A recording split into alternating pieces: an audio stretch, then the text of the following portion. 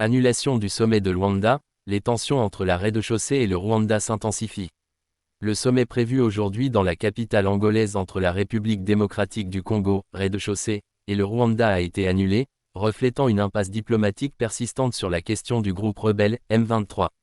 Cette rencontre, organisée sous l'égide du président angolais João Lourenço, devait être une nouvelle tentative pour désamorcer les tensions croissantes entre les deux voisins de la région des Grands Lacs.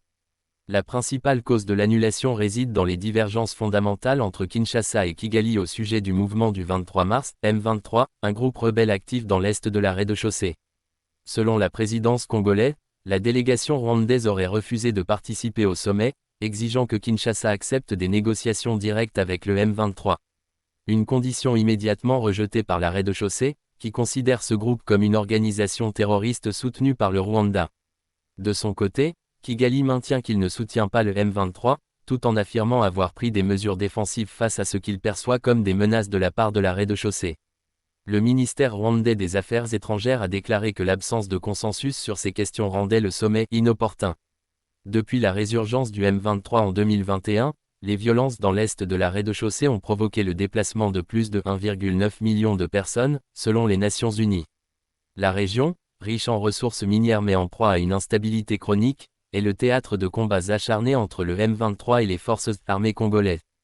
Kinshasa accuse Kigali de soutenir logistiquement et militairement les rebelles, une accusation régulièrement démentie par le gouvernement rwandais.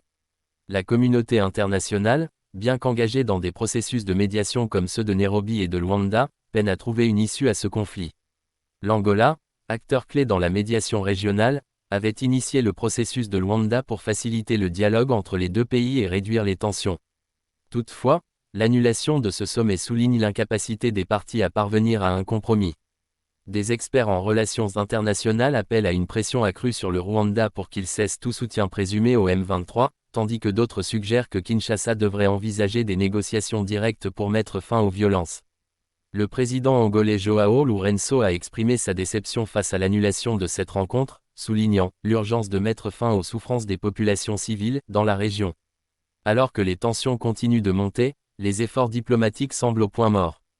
Les populations de l'est de la rez-de-chaussée, déjà victimes d'une crise humanitaire sévère, attendent désespérément une solution durable. La communauté internationale, de son côté, est appelée à intensifier ses efforts pour restaurer la paix dans une région stratégique mais déchirée par des décennies de conflits.